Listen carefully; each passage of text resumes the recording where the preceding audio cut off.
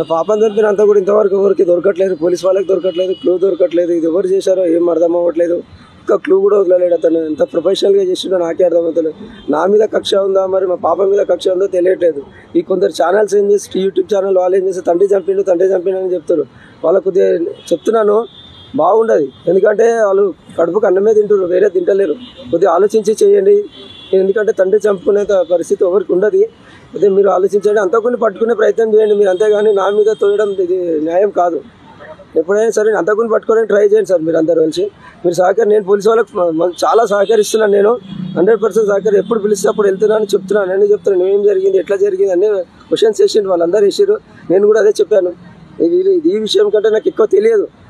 నా మీద పగ ఉంది అని ఆలోచన ఉందంటే కూడా ఎవరితో నేను ఎక్కువ కొట్లాడాను. ఏంది అసలు నాకు ఏం అర్థం అవ్వట్లేదు. ఎంత వీళ్ళు ఎప్పటి నుంచి నన్ను ఫాలో చేస్తున్నారో నాకు తెలియట్లేదు. నా పాప మీద కక్ష ఉందా, నా మీద కక్ష ఉందా అసలు ఏం తెలియట్లేదు. అతను దొరికిన వరకు నేను వెయిట్ చేస్తా, ఫైట్ చేస్తా. ఒక 10 ఎన్ని రోజులైనా సరే ఫైట్ చేస్తాను సార్. నేను కంపల్సరీ వాడు దొరకాలి నాకు. ఎవ్వరి మీద డౌట్ అంటే నేను ఇట్లా చెప్పగలుగుతా సార్. నేను వీళ్ళతో కొట్లాడినా అంటే, వీళ్ళతో గట్టిగా కొట్లాడినా అంటే చెప్పగలుగుతా వీళ్ళతో కొట్లాడుతున్నా అని చెప్పి. నేను అంతా పెద్ద ఎవరితో కొట్లాడాను. నేను ఒక బిజినెస్ చేసుకుంటాను. బిజినెస్ అంటే అందరితో మంచిగా ఉంటేనే నాకు బిజినెస్ బాగుంటుంది. అంతేగాని వీళ్ళతో కొట్లాడే అవసరం నాకు ఏముంది చెప్పండి. గొడవలు అంటే ఫ్యామిలీ గొడవలు ఉంటాయి సార్ బయట. అవి 2 years బ్యాక్ ఫ్యామిలీ గొడవలు తప్ప ఏం లేవు నాకు. ఇంకా బయట ఎక్కడ లేవు గొడవలు. అనుమానం అంటే నేను ప్రాక్టికల్గా ఎవరికి చెప్తలేను సార్. అనుమానం అంటే ఎట్లా చెప్పాలి? ఇప్పుడు మేము ఎవరైనా నాతో కొట్లాడినంటే వాళ్ళకి పేరు చెప్పగలుగుతా గట్టిగా. ఈ రీసెంట్లీ ఏమైనా కొట్లాడేదంటే ఎక్కడ లేదు. ఒక 8 months నుంచి ఎవరితో కొట్లాడలేదు, ఏం లేదు. అన్నీ హ్యాపీగా ఉన్నా, హ్యాపీగా వెళ్తుంది ఫ్యామిలీ.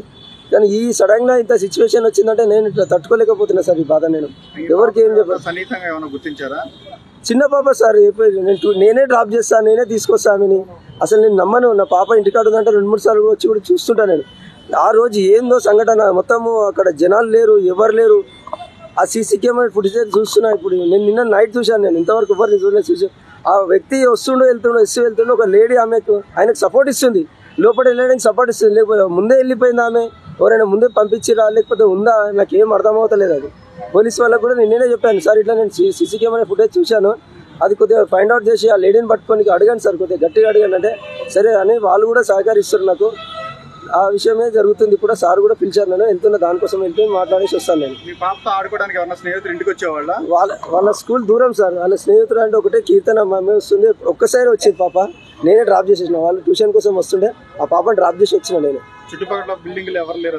చుట్టుపక్కల అంటే మా కొడుకు కోసం ఫ్రెండ్స్ కింద అందరూ వస్తుంటారు. చుట్టుపక్కల బిల్డింగ్ అంటే పిల్లలు అందరూ ఆడుకుంటారు. వాళ్ళు క్రికెట్ ఆడడానికి వస్తుంటారు. పైకి రావడం అంటే నేను లేనప్పుడు ఎప్పుడైనా వచ్చిరో లేదో నాకు తెలియదు కదా. అది నాకు నేను ఎప్పుడూ ఇంటికాడ ఉండాను. నేను పొద్దున్న 9కి వెళ్తే మళ్ళీ ఈవినింగ్ 9:30, 10 వరకు వస్తాను ఇంటికి. నేను ఇంటికాడ ఉండా ఎక్కువ. నేను నా భార్య కూడా ఉండదు. మన భార్య కూడా 9కి వెళ్ళిందంటే ఈవినింగ్ 5కే వస్తుంది. ఆమె